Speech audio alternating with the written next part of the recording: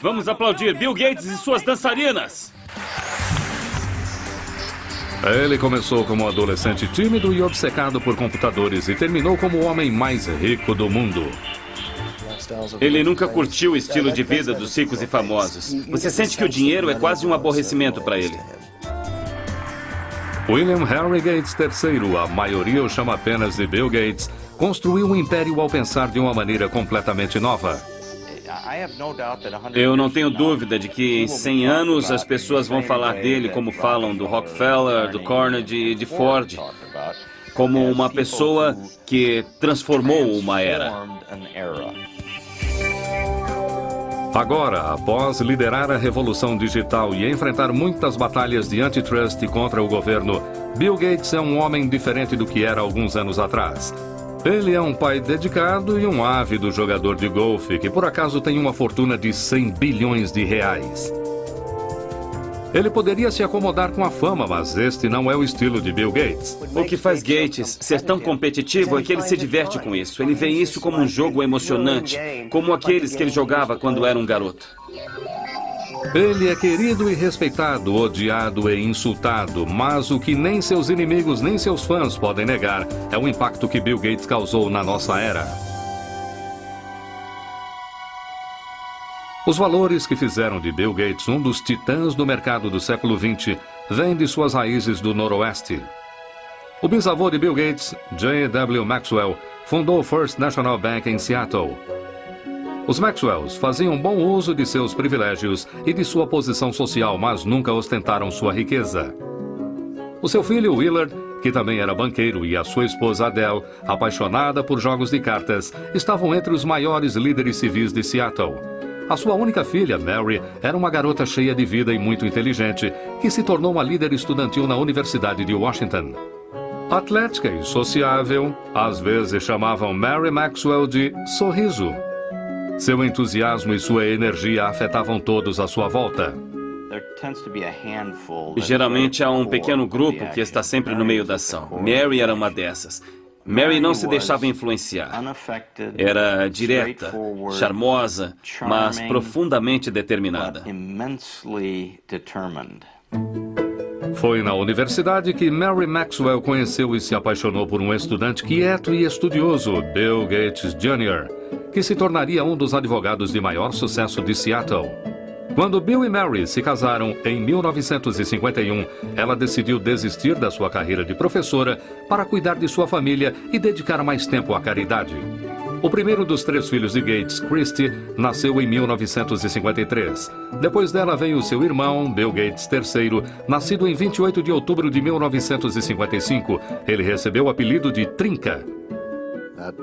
Isso aconteceu porque ele se chamava William Gates III. E os jogadores de carta na família pensam em tudo com o número 3 como uma trinca. Então ficou Trinca. A sua mãe tinha uma relação muito próxima com Bill desde o começo. Ela chegou a levá-lo às palestras que fazia como voluntária nas escolas de Seattle. Não demoraria muito até que seu filho precoce lesse enciclopédias de A a Z. Muitas vezes ele ficava horas desaparecido. E quando eu lhe perguntava o que estava fazendo, ele dizia: "Estou pensando, mãe." A família Gates dava valor a competições e o jovem Bill adorava testar a sua capacidade em atividades ao ar livre e jogos de tabuleiro. Entre os seus jogos favoritos estava Risk, cujo objetivo é dominar o mundo. E o ainda popular Banco Imobiliário, onde com um pouco de sorte, qualquer um poderia se tornar um magnata. Ele era muito competitivo com o jogo de cartas com sua irmã. Competiam para ver quem montava quebra-cabeças primeiro, corridas de esqui, velejar, de qualquer coisa. Ele queria se sair bem e ser tão bom quanto os outros competidores. Todos os verões, os Gates iam para sua casa no canal Hood que chamavam de T-Rio. Era aqui que Bill, sua irmã caçula Libby e o resto de sua família recebiam amigos para a preparação de suas próprias Olimpíadas. Se você passasse uma noite ou alguns dias com eles, sairia exausto de tantos jogos e atividades. Era um local muito agitado. Eles eram muito competitivos, não há dúvida quanto a isso, e as crianças faziam parte disso. Não existia tédio. É a primeira exposição mundial nos Estados Unidos em 22 anos. Quando a Exposição Mundial de Seattle foi inaugurada em 1962, a família Gates correu para ver as futuras maravilhas do século XXI, inclusive tecnologia de computadores. Imaginem, se puderem, um cérebro eletrônico. Bill voltou muitas vezes para ver as exposições de alta tecnologia. Já estava claro que ele tinha um talento natural para matemática e ciências, mas ele também estava se tornando um solitário, mostrando sinais de uma rebelião pré-adolescente que o colocavam em divergência com a sua mãe. Mary e eu crescemos em famílias severas. Nossos pais eram controladores e nós pensávamos assim. E esse modelo não funcionava com Bill ou Trinca, que por volta dos 11 ou 12 anos começou a ficar muito independente emocionalmente.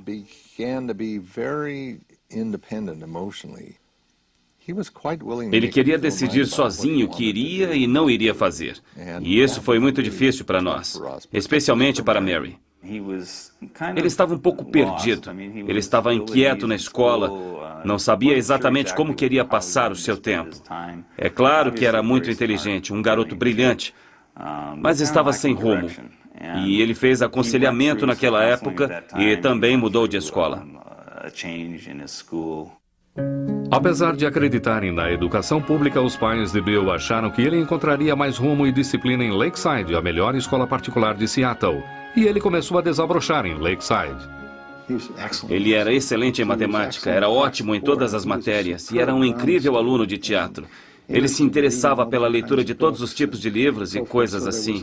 E ele não era apenas voltado à matemática e à ciência, ele tinha interesses bem vastos.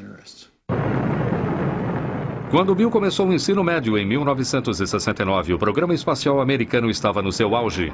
Apollo 11 havia levado o homem à Lua em julho. A águia pousou. Mas os computadores que tornaram isso possível ainda eram gigantes eletrônicos que custavam bilhões de dólares e exigiam um exército de pessoas para manuseá-los.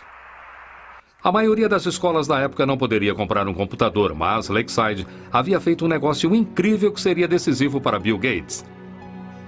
Uma empresa de Seattle ofereceu o uso do seu computador através de um teletipo ligado à escola.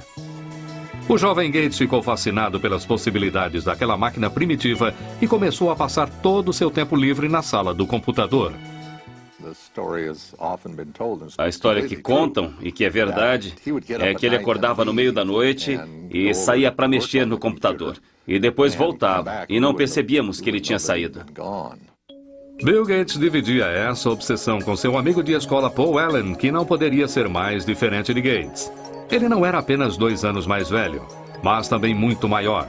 Enquanto Allen era quieto e meditativo por natureza, Bill podia ser estridente e confrontador. Apesar disso, essa dupla estranha estava destinada a fazer história. Enquanto estudava na prestigiosa escola Lakeside, Bill Gates conheceu Paul Allen, um veterano que dividia sua obsessão por computadores. Eles ficaram amigos escrevendo código de software juntos e também eram competitivos, Paul Allen e Bill Gates. Às vezes eles brigavam. Em uma ocasião, Paul Allen expulsou Bill Gates, que era um pouco mais novo, do grupo que tinham para escrita de código de software. Mas depois percebeu que não conseguiria fazer sem ele e Gates disse: "Estou feliz por ter voltado, mas agora estou no comando." Em 1970, quando Bill tinha apenas 15 anos, ele e Paul Allen entraram no mercado juntos. Os dois garotos lucraram R$40 mil com o Traffic Data, um programa de computador que criaram para medir o volume de tráfego da cidade de Seattle. Apesar de Bill ter a vantagem do dinheiro de sua família, ele estava determinado desde o começo a fazer a sua própria fortuna. O pai de um dos amigos do Bill dizia que ele tinha um bom olfato para dinheiro. Mesmo quando era criança, ele sabia o valor de um contrato. Ele tinha até um contrato para usar a luva de beisebol de sua irmã mais velha, que estava assinado como um documento legal. No verão de 1972, aos 17 anos, Bill foi para Washington, D.C. para trabalhar como um mensageiro do Senado. Esse contato com políticos e governadores lhe seria útil no futuro. Quando voltou para casa, naquele outono, ele tirou licença da escola, quando ele e Paul Allen conseguiram seu primeiro trabalho para uma empresa de computadores. Eles começaram a falar em abrir a sua própria empresa, mas os Gates insistiam que seu filho terminasse o ensino médio e fizesse uma faculdade. A mãe dele se preocupava por ele não ser muito atirado socialmente. Bom, talvez ele fosse, mas ele tinha outras coisas em mente. E ele não era rude, não era grosseiro. Ele só seguia um caminho diferente. Mas sua genialidade tinha outros planos. Bill se formou em Lakeside em 1973 e seus pais receberam com orgulho a sua aceitação na Universidade de Harvard. Assim, ele deixou Seattle e foi para o leste, para Cambridge, em Massachusetts. Como calouro em Harvard, ele chegou a pensar em se preparar para uma carreira no direito, mas nenhum curso inspirava tanto a sua imaginação quanto seu trabalho com computadores. Bill era uma pessoa muito determinada a fazer aquilo que lhe interessava fazer. Aquilo que não lhe interessava muito, que normalmente incluía as suas matérias acadêmicas, ele tendia a levar adiante e passar apenas com talento. Eu lembro que havia um curso de introdução à literatura grega e, se me lembro bem, ele não havia feito nenhum trabalho dessa matéria o ano inteiro. Ele ficou acordado na noite anterior à prova, dormiu durante uma parte do exame e ainda assim tirou B. Não é muito surpreendente que Gates tenha dormido durante o exame. Entre as suas aulas e o tempo que passava no Centro de Informática de Harvard, ele parecia estar ligado 24 horas por dia. Ele sempre foi muito focado no que estava fazendo. Entrava no quarto, não se trocava e simplesmente deitava na cama, que, é claro, nunca estava arrumada, porque ele não tinha tempo para isso. Ele dormia com a porta aberta, todo vestido, deitava e dormia. E quando estava descansado, já estava de volta à ativa para o próximo passo. Bill descansou o suficiente para fazer grandes amizades em Harvard, mas a vida social não era sua prioridade. Ele namorava muito pouco, com níveis de sucesso variáveis. Entrevistei várias mulheres que haviam saído com o Bill e uma delas me disse que a primeira pergunta que ele fez foi: quantos pontos você fez no SAT? Não era exatamente o que uma jovem queria ouvir, mas era para ele, que havia feito 800 pontos só em matemática. Isso era um motivo de orgulho. E ele queria ter certeza de que quem estivesse saindo com ele também tivesse uma boa pontuação. Bill Gates realmente brilhava na matemática, mas, na verdade, quando ele descobriu que não era o melhor aluno de matemática de Harvard, ele desistiu de se tornar um matemático. Enquanto ele mantinha suas opções acadêmicas em aberto, ele adquiria novas habilidades fora da sala de aula. Ele passava boa parte do tempo jogando pinball, videogame e principalmente pôquer, que era algo que todos faziam muito na faculdade. Mas foi Paul Allen, um antigo colega de escola e sócio de Bill, que lhe deu o seu grande golpe de sorte. Allen havia se mudado de Seattle para Boston para trabalhar. Em dezembro de 1974, ele pegou uma revista para ler na praça de Harvard. A capa da Popular Electronics anunciava a chegada do primeiro microcomputador do mundo, o Altair 8800. Ele correu para mostrar a notícia a Bill. Gates e Allen souberam naquele dia que o computador pessoal chegou para ficar. Eles viram que aquilo teria muito poder e uma dinâmica incrível para a sociedade e reconheceram o momento. O Altair foi criado por uma pequena empresa em Albuquerque, no Novo México, não muito longe do antigo campo de teste atômico de Alamogordo. Ed Roberts, que comandava a empresa, procurava por alguém que criasse um software que rodasse no seu pequeno e exclusivo computador. Gates e Allen o convenceram de que poderiam fazer isso e trabalharam dia e noite no Centro de Informática de Harvard por 2 meses. Em fevereiro de 1975, Paul Allen foi a Albuquerque para testar o programa que ele e Gates haviam terminado. Quando carregou o Altair, com o que Bill Gates chamou de o código mais animal que eu já escrevi, ele funcionou. A importância daquele momento iria mudar Bill Gates e a indústria de softwares para sempre. No verão de 1975, Bill Gates, agora com 19 anos, e seu sócio Paul Allen fundaram a Microsoft. O trabalho com Altair, da empresa de computadores de Ed Roberts, se tornou tão exaustivo que Bill abandonou Harvard logo antes do último ano e se mudou para Albuquerque. A mãe de Bill ficou decepcionada com a escolha do filho. Dissemos a ele que havíamos guardado algum dinheiro para sua faculdade e que, se ele não terminasse em alguns anos, usaríamos o dinheiro para outras coisas. Naquele momento, ele nos assegurou que ficaria bem, que pagaria ele mesmo a faculdade, caso quisesse voltar. Bill tinha certeza de ter feito a escolha certa, mas ganhar a vida com softwares não seria fácil. O cenário do computador pessoal daquela época era de usuários que queriam dividir novas informações e softwares sem ter que pagar por isso. Foi um assunto que colocou Bill em discussão com seus colegas. Era um bando de adolescentes e estudantes que faziam algo fora do comum.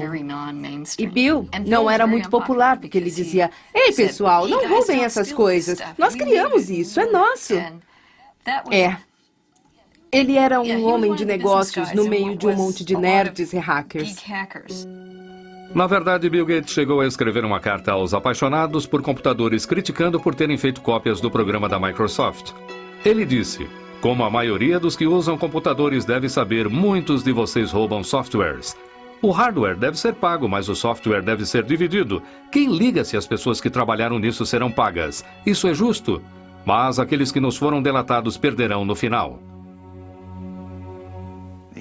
Ele era visto como uma espécie de traidor e foi uma mudança, uma ética diferente da que prevalecia na época. Mas eu não sei se a indústria de softwares teria se desenvolvido como fez se alguém não tivesse se prontificado a dizer o que precisava ser dito. Bill também estava em guerra com Ed Roberts, que o considerava mimado e insolente. Os dois discordavam praticamente sobre tudo e Roberts era um adversário formidável. Ed Roberts era um homem grande, ele media cerca de 1,80 m, pesava 130 quilos, e Bill Gates, que fundou a Microsoft com 19 anos, parecia ter 13 anos de idade. E ele enfrentava aquele homem enorme cara a cara, com gritos e discussões de igual para igual. Um último confronto aconteceu em maio de 1977, quando Roberts vendeu a sua empresa e Gates teve que processá-lo para ficar com o software que ele e Paul Allen haviam criado para a empresa. Gates venceu. Somos linha dura com softwares. A Microsoft se expandiu com novas linguagens de software e Gates e Allen começaram a vender seus produtos para outras empresas. No final de 1978, com as vendas beirando o marco de R$ 2 milhões, eles mudaram a Microsoft de Albuquerque para Seattle. Bill estava feliz por estar de volta e se dedicou para promover a empresa em sua terra natal. Sempre criamos pensando no futuro. Nossa equipe está sempre à procura das últimas tecnologias em hardware e software. Bill Gates era um verdadeiro gênio do marketing da Microsoft. Desde o começo, era ele quem pegava a estrada para tentar vender a sua empresa e o seu software. E muitas vezes ele levava a mãe com ele nessas viagens. A mãe de Bill era muito respeitada e cheia de contatos e ela exerceu um papel fundamental no início de sua carreira. Mary fazia parte de muitos conselhos diretores, além do da Universidade de Washington. Ela estava entre os diretores da United Way e também na diretoria da United Way estava o presidente da IBM. E foi assim que seu filho conheceu o presidente da IBM, através dela. Como seria o computador ideal para a sua casa? Em novembro de 1980, a IBM batia a porta da ainda inexperiente Microsoft. A maior marca de computadores do mundo agora queria falar com Gates e Allen sobre a criação de um sistema operacional para sua nova linha de computadores pessoais. Desde o seu primeiro encontro, a IBM não percebeu com quem estava lidando. Ele parecia um adolescente. Era magrelo, tinha o cabelo arrumadinho, informal, e por isso as pessoas não o levavam a sério, como um homem de negócios. Mas a audaciosa IBM logo descobriu que Gates não era um amador. Ele rapidamente os convenceu de que a Microsoft poderia criar o seu novo software. Primeiro ele adquiriu um sistema operacional já existente e o adaptou aos computadores pessoais da IBM e o chamou de MS-DOS. Bill Gates, como um homem de negócios muito sagaz, sabia onde conseguir um sistema operacional. Ele pegou a estrada e o comprou por R$100 mil. Mas a verdadeira sacada foi que quando eles desenvolveram o sistema operacional para a IBM queria comprar o código original que teria dado a eles a origem do sistema operacional ou ao que se tornou o DOS. Mas ao invés disso, a Microsoft se recusou a entregar os direitos sobre o DOS. Por não possuir os direitos do sistema operacional, a IBM teria que pagar uma licença à Microsoft por cada cópia de DOS que fosse instalada nos seus computadores. E a IBM estava prestes a perder o seu incrível índice de vendas de computadores. O computador pessoal da IBM. Enquanto outras empresas apresentavam computadores pessoais mais baratos que os da IBM, a Microsoft podia vender o mesmo sistema operacional para todas. Havia vários tipos de computadores sendo fabricados naquela época. E eu não sabia quem iria vencer no mercado de hardwares. Mas a Microsoft tinha boas chances de vencer no mercado de softwares. Entre 1978 e 1981, o crescimento da Microsoft foi incrível. Os funcionários aumentaram de 13 para 128. Os lucros das vendas deslancharam de 8 milhões para 32 milhões de reais.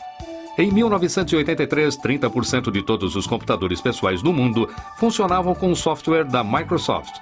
Mesmo assim, Bill Gates nunca tirou seus olhos do orçamento. Ele nunca voava na primeira classe, a não ser que fosse extremamente necessário. Era comum vê-lo na classe econômica com um cobertor sobre a cabeça, tentando dormir. Os seus pais lhe ensinaram muito bem, desde o começo, o valor do dinheiro e do trabalho pesado. E isso refletiu mais tarde na sua vida. Não apenas na maneira como comandava a sua vida pessoal, mas a Microsoft. O meu nome é Bill Gates, eu sou presidente da Microsoft. O começo dos anos 80 foi uma época excitante para essa indústria comandada em geral por pessoas com menos de 30 anos. A Microsoft começou a criar softwares para empresas inovadoras, como a Apple e o seu guru Steve Jobs. O seu computador e software Macintosh foram considerados por muitos como os mais geniais da indústria e como um marco para o futuro. Para se criar um novo padrão, é preciso de algo muito inovador e que capte a imaginação das pessoas. E o Macintosh, de todas as máquinas que eu já vi, é o único que alcança esse padrão. Mas logo, Microsoft e Apple travariam uma batalha sobre os direitos da próxima geração de softwares. Bill Gates também estava prestes a receber notícias que abalariam a Microsoft em sua base.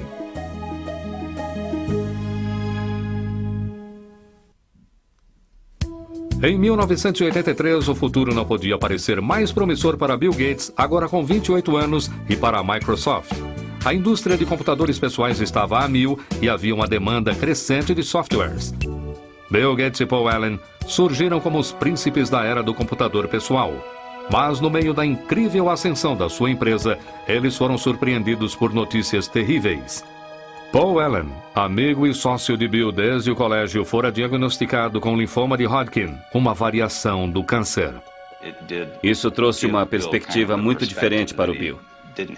Ele sempre foi muito agitado e exigente, e isso o ajudou de certa forma a entender os sentimentos alheios. A doença de Allen regrediu um ano depois, mas ele nunca mais acompanharia totalmente o dia a dia da Microsoft. Para dois homens na faixa dos 30 anos, que haviam criado uma empresa mundialmente importante e faturado milhões, era o fim de uma era. Eu acho que a história irá mostrar que a parceria deles era incrivelmente dinâmica. Eu costumo compará-la aos Beatles, Lennon e McCartney. As músicas que escreveram juntos são as mais marcantes e são tocadas até hoje. Eram ótimos compositores separadamente. Ainda ouvimos as músicas que cada um escreveu, mas eram melhores juntos do que se somar nos seus trabalhos. E Paul e Bill eram assim. Em 1984, Bill Gates se tornou o único rosto da Microsoft. Em abril daquele ano, ele foi apontado pela revista Time como o representante por excelência de um novo tipo de homens de negócios que entendiam tanto de tecnologia quanto de estratégias empresariais. Trabalhando com Bill, você percebe que em quase todas as reuniões e em todas as discussões, Bill sempre apresenta um perfil dos casos. Que tal isso, que tal aquilo? É como se ele fizesse uma relação de tudo o que ele acha que poderia acontecer de uma maneira muito estrutural e estudasse aquilo. Sistemas em modo de segurança muito avançados. A Microsoft era muitas vezes vista como um acampamento de matemáticos onde o estilo de gerenciamento de Gates mantinha o processo criativo funcionando e às vezes instigava sérios confrontos. O Gates mais jovem competia por tudo. Ele chamava qualquer coisa de a ideia mais idiota que já ouvi. E isso fazia parte de um teste para ver... Bom, se você discorda, me convença de que não é a ideia mais idiota do mundo. Desafiar ideias constantemente era necessário para estar no topo de uma indústria instável. Gates arrumou uma equipe que dividia a sua ética de trabalho rígido. Sempre que estávamos trabalhando no lançamento de um novo software, varávamos à noite.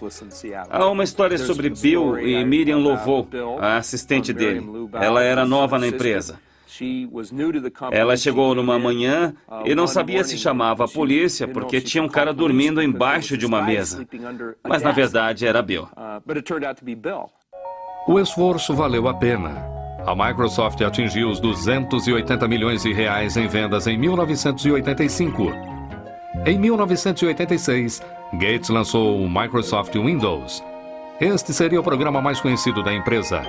Os críticos logo notaram que o uso do mouse, além dos ícones, tinha mais do que uma leve semelhança ao sistema operacional do Macintosh da Apple, que era considerado de fácil uso. Se sabe usar o dedo, já sabe como usar. Macintosh, o computador para todos nós.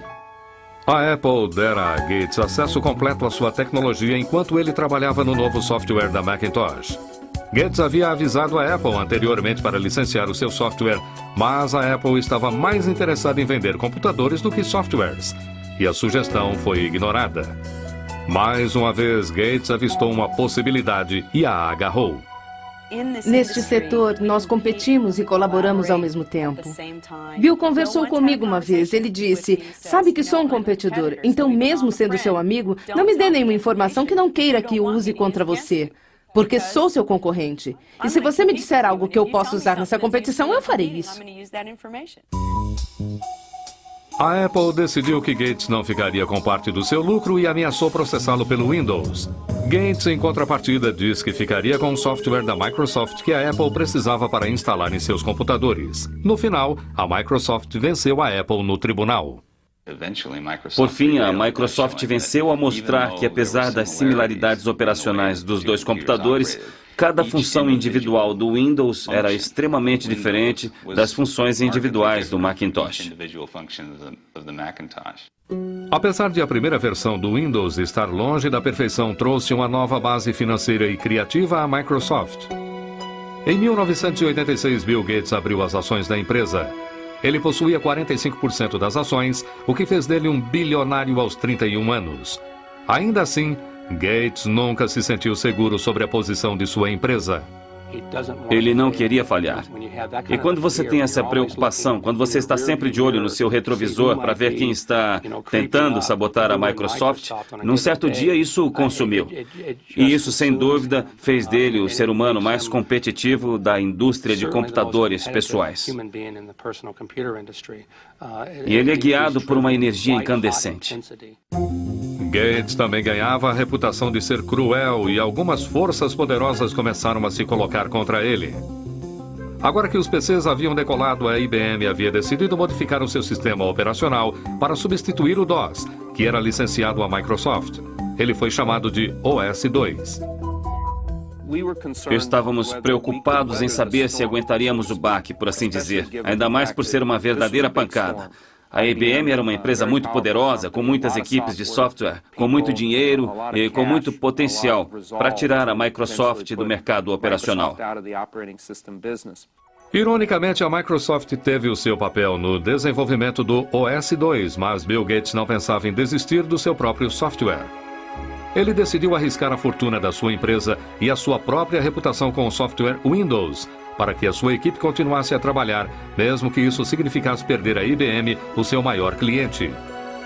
Em 22 de maio de 1990, a Microsoft lançou o Windows 3.0. Essa versão nova e aperfeiçoada logo se tornou campeã de vendas. No final das contas, o OS/2 não conquistou o mercado, deixando para a Microsoft o monopólio dos sistemas operacionais de PCs.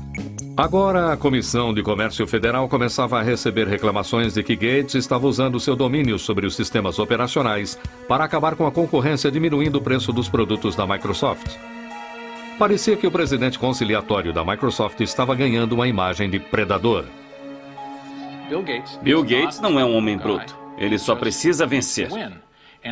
Podia até ser uma vitória feia. Não importa. É sempre uma vitória. Os preços predatórios não eram a única acusação atribuída à Microsoft. Em 1993, o Departamento de Justiça deu início a uma nova investigação. Gates teria de enfrentar um de seus maiores oponentes, o governo dos Estados Unidos. Em 1993, Bill Gates e a Microsoft estavam mais uma vez sob investigação pelo Departamento de Justiça americano. Eles avaliavam queixas de que a Microsoft estaria cobrando as licenças das marcas de computadores com base no número de computadores vendidos, incluindo aqueles que não utilizavam o software Windows. Eles fizeram com que os fabricantes de computadores pagassem pelo software da Microsoft, mesmo que não fossem instalados em seus computadores. E, como consequência disso, impediram a entrada de concorrentes no mercado. O Departamento de Justiça acusa a Microsoft, a maior empresa de softwares do mundo, de utilizar práticas ilegais de marketing de quebras de contratos. Em julho de 1994, a Microsoft concordou em cancelar as cobranças em questão e o Departamento de Justiça arquivou o caso. Gates nunca iria admitir que a Microsoft houvesse monopolizado o mercado, alegando que apenas fornecia softwares melhores por preços mais baixos.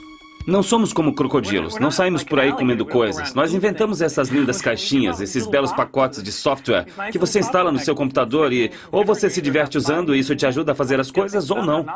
Mas não era tão simples assim para os investidores. As sondagens do governo e as brigas com a IBM e com a Apple fizeram com que o valor das ações da Microsoft caísse. Agora, havia mais pressão do que nunca para o lançamento da próxima versão do Windows. Gates encontrou maneiras criativas de aliviar a tensão. Ele apareceu nos comerciais da sua empresa com a maior arma da Microsoft, Steve Ballmer. Muitas vezes ele fazia entradas dramáticas para promover a sua empresa em convenções de software. Uma vez chegou vestido de Sr. Spock, de Jornada nas Estrelas. Gates também fundou o Microgames. Essa gincana para funcionários da Microsoft é uma reminiscência dos seus jogos de criança no canal Hood. Era como um acampamento de verão para adultos. Todos iam para a casa dele. Ele passava meses pensando quais seriam os jogos. Era como um mestre de cerimônias. Ele montava as nossas equipes com muita atenção à dinâmica das equipes e como poderíamos interagir. Nós tínhamos de participar desses jogos como os de um acampamento de verão. E eu conheci Melinda em um desses jogos. Melinda era uma moça de 28 anos formada com um MBA na Universidade de Duke. Ela havia trabalhado como executiva da Microsoft por muitos anos. Estava cada vez mais claro para a família de Bill e seus amigos que ela era a mulher com quem Gates, aos 37 anos, decidira passar o resto de sua vida. Ele namorou Melinda por bastante tempo antes de se casarem, e eu os acompanhei com o passar dos anos. Eles sempre pareceram ter uma relação especial, um nível de intimidade, de conexão intelectual que soltava faíscas.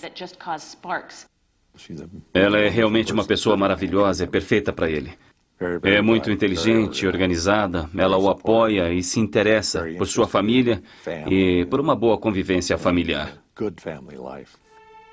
Bill e Melinda se casaram em 1º de janeiro de 1994 no Havaí. Uma noite antes da cerimônia, Bill havia preparado uma serenata especial para Melinda. Ele fez Willie Nelson cantar na noite anterior ao seu casamento e foi uma grande surpresa. Bill se levantou e disse: "Eu amo Melinda e gostaria de cantar umas músicas para ela nesta noite, mas como eu não canto muito bem, pedi a um amigo que viesse cantar para nós." Em Melinda, Bill encontrou uma parceira que lhe dava o tipo de felicidade pela qual ele sempre procurou e alguém que entendia as demandas do seu trabalho. Mas apenas meses após o seu casamento, a alegria que Bill dividira com sua família se transformaria em desgraça. A sua mãe Mary, que havia sido a sua maior aliada, fora diagnosticada com câncer de mama. Ela morreu na manhã do dia 10 de junho de 1994. Bill correu para casa para ficar ao lado de sua mãe. Quando ele chegou em casa naquela noite, ele havia sido parado pela polícia no caminho, porque estava correndo. E é claro, o policial o reconheceu. Não era a primeira vez que era parado por correr, aliás. E o guarda olhou para ele e perguntou o que estava acontecendo, porque ele disse: "Eu estava sentado e as lágrimas corriam pelo meu rosto." E o policial disse: "E então?" E ele disse para o policial: "Eu sinto muito, a minha mãe acabou de morrer." E o policial disse: "Vá em frente, mas por favor, vá mais devagar." Então ele foi profundamente afetado pela morte da mãe, como todos nós, é claro. Nos anos seguintes, Bill passou a dar continuidade ao trabalho de sua mãe de criar uma fundação filantrópica para desenvolver grandes projetos nas áreas de saúde e de educação. Mas nem mesmo toda a sua riqueza e poder o protegeriam da crise que ele e a Microsoft teriam pela frente. Em 1995, Bill Gates, agora com 39 anos, estava estabelecido em uma nova vida de homem casado. Com a sua esposa Melinda, ele tirou férias para explorar o mundo da África até a China. Parecia agora que Bill Gates realmente tinha tudo. Este é um homem tão bem sucedido que o seu chofer é Ross Perot, senhoras e senhores. Vamos aplaudir Bill Gates e suas dançarinas. 1995 também foi um ano de merchandising para a Microsoft. O Windows 95 foi apresentado ao som de trombetas. O apresentador do Tonight Show, Jay Leno, fez uma propaganda rasgada do novo software. O Windows 95 é tão simples que até um apresentador pode entender.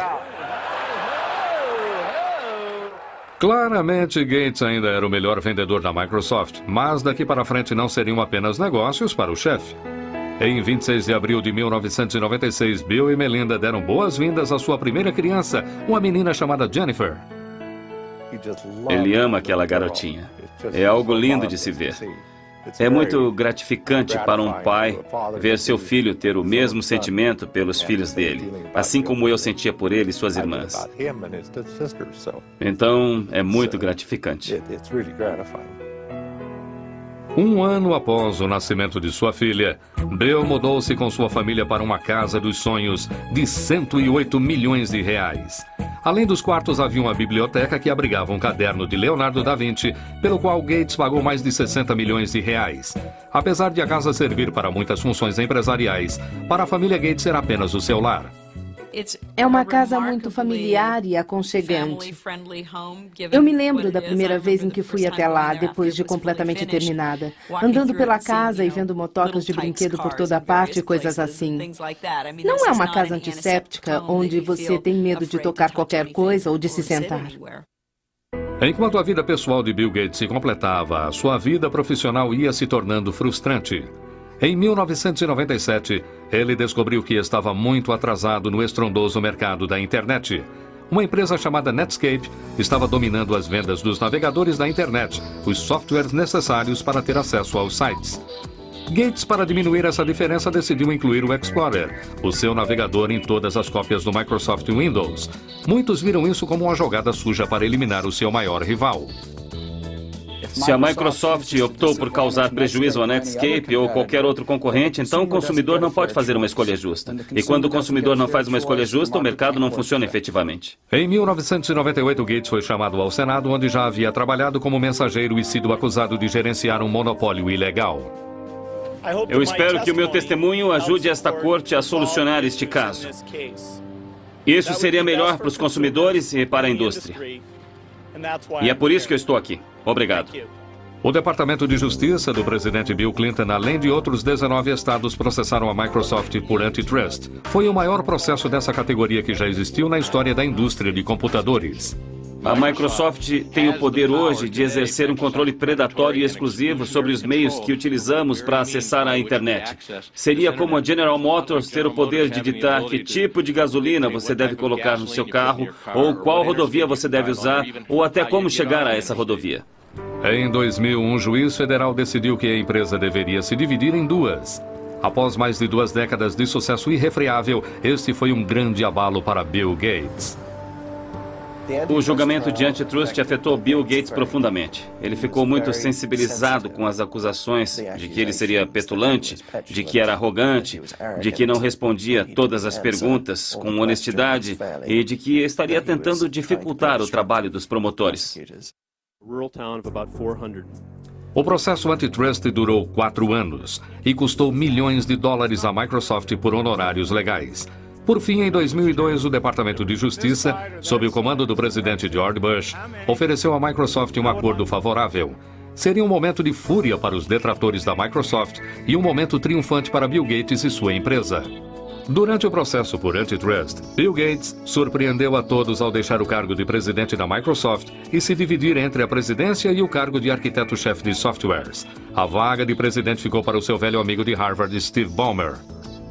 Eles eram velhos amigos e Gates realmente só queria ser o homem das ideias. Ele queria dar um passo para trás. E foi isso que ele fez. E isso funciona muito bem hoje. Foi difícil para ele abandonar a sua cria, mas ele se acostumou.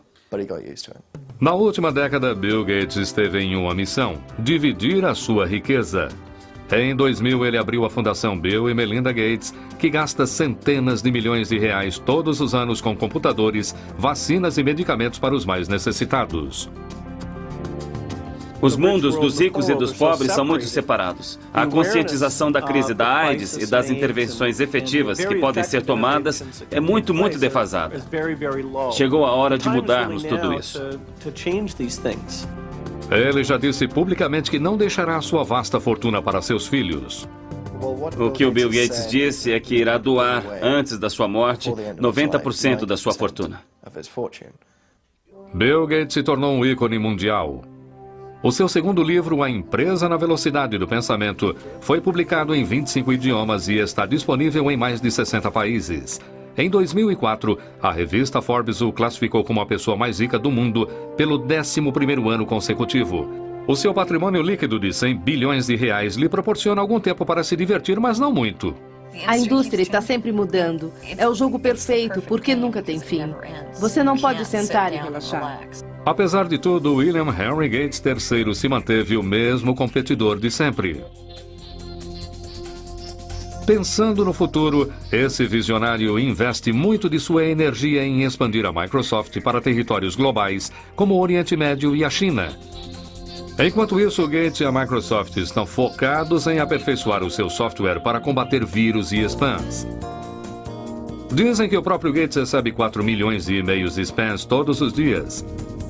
Independente de como será lembrado, um barão da indústria, um filantropo ou simplesmente como o cara que tirou as maiores vantagens, ninguém pode negar que ele mudou a maneira como o mundo opera e se diverte. Quando os biógrafos e historiadores se voltarem à história do século XX, Bill Gates irá aparecer como o melhor homem de negócios do nosso século e a Microsoft como uma das melhores empresas do século XX. É impressionante o que essa empresa foi capaz de fazer em tão pouco tempo. Esta é uma das maiores histórias de sucesso do século XX. Distribuição Logon Editora. Versão brasileira.